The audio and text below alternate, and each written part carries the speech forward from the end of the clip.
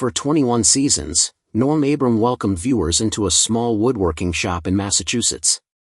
Every episode began in a simple way. He put on his safety glasses, picked up his tools, and showed people how to build something beautiful. There was no drama, no competition, and no celebrity guests. It was simply a skilled craftsman sharing his knowledge with patience and care. Millions of people enjoyed watching him every week, and the show remained successful and well-loved for many years. That is why so many fans were surprised when it suddenly came to an end in 2009. The real reason Norm decided to leave was very different from what many people believed. To understand why the new Yankee Workshop ended, it is important to understand what made the show so special. It first aired in 1989 and was created by producer Russell Moorish, the same person who helped create This Old House. Moorish had watched Norm Abram work as the lead carpenter on This Old House and recognized that he had a unique gift. Norm was not only an excellent woodworker, but he also had the rare ability to explain complicated techniques in a simple and friendly way. Even someone who had never picked up a woodworking tool could understand his lessons. Because of this, Moorish created a television show built entirely around Norm's talents. The workshop itself became one of the most recognizable places on television.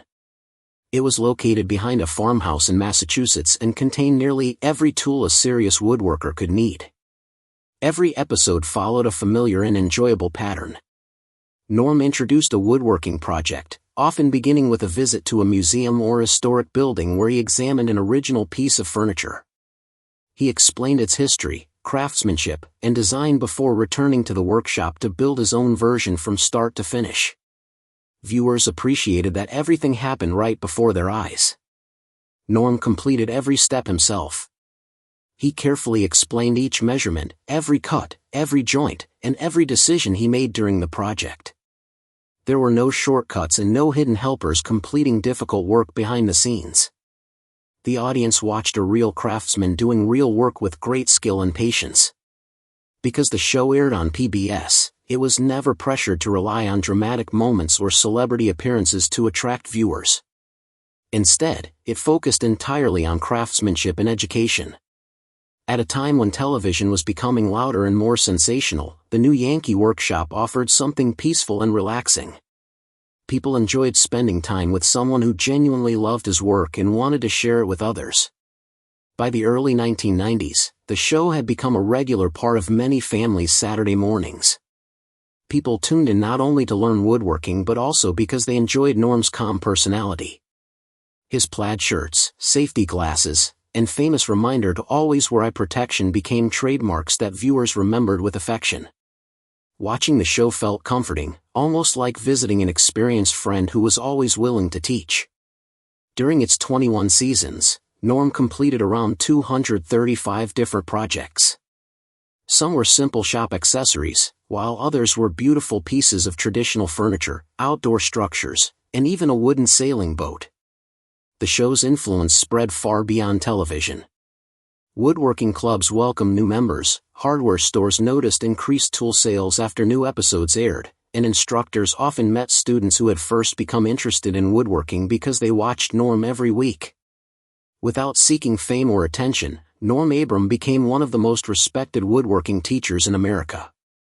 Although the finished episodes appeared calm and effortless, creating them required an enormous amount of work behind the scenes. Each project demanded between 40 and 60 hours of planning, preparation, filming, and construction. Before recording even began, the team had to locate the proper wood, prepare the tools, and carefully plan every step so viewers could easily follow the process. The cameras also required careful planning. Every angle had to be arranged so people could clearly see what Norm was doing. Lighting, camera placement, and timing all had to work perfectly. Yet despite all this preparation, the woodworking itself was completely real. Norm personally built every project. Every cut, every joint, and every finished piece was his own work. If something did not fit correctly, he solved the problem himself instead of replacing it with another version prepared off camera.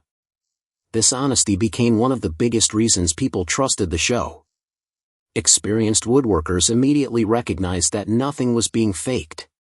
Even viewers with no woodworking experience could sense that they were watching genuine craftsmanship instead of a performance. That authenticity made the program stand out from many other television shows.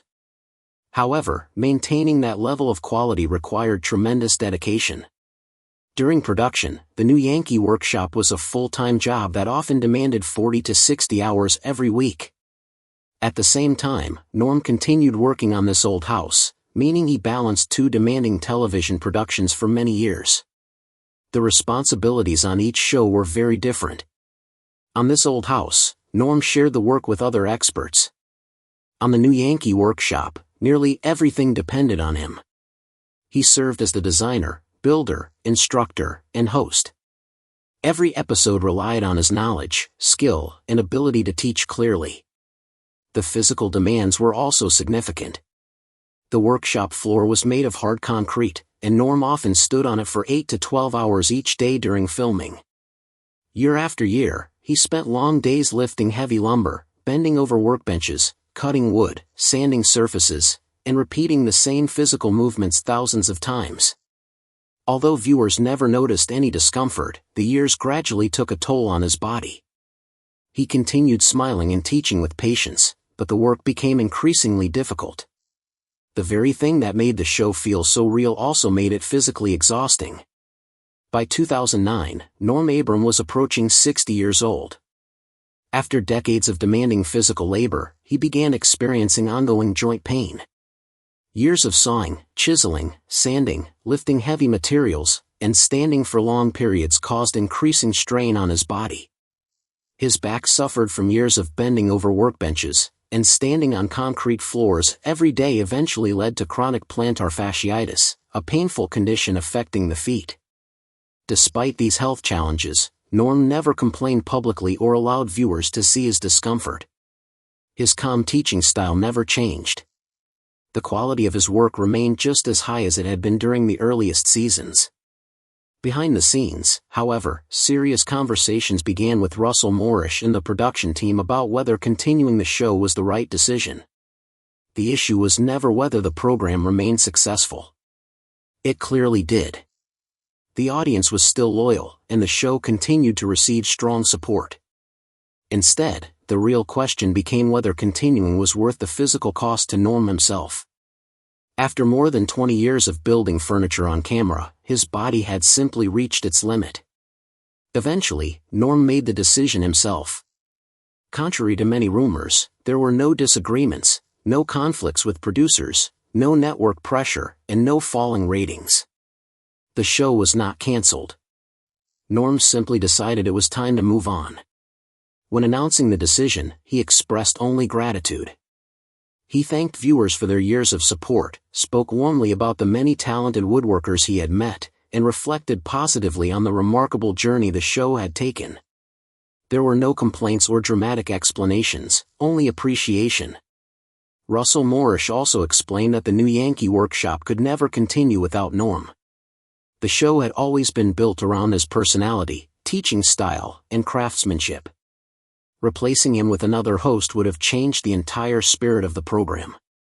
Rather than continue with someone else, everyone agreed that ending the show was the right choice. Ending the series also gave Norm something he had not enjoyed in many years: time for himself. His own home in Carlisle, Massachusetts, which he had built with great care, still had many unfinished projects waiting for his attention. After spending so many years building furniture for television audiences, he finally had the opportunity to work on personal projects without deadlines, production schedules, or cameras recording every step. On October 16, 2009, WGBH officially announced that no additional episodes of the new Yankee Workshop would be produced. True to Norm's personality, there was no elaborate farewell episode or emotional goodbye. The show ended quietly, with dignity and gratitude, just as it had always been presented. The announcement surprised viewers everywhere because there had been no warning signs. The show still looked as strong and enjoyable as ever. Fans had not noticed any decline in quality or heard rumors suggesting the series might end. Woodworking communities quickly filled with messages from grateful viewers. Many people shared stories about how Norm had inspired them to begin woodworking. Others explain that watching the show helped them reconnect with a hobby they had nearly abandoned.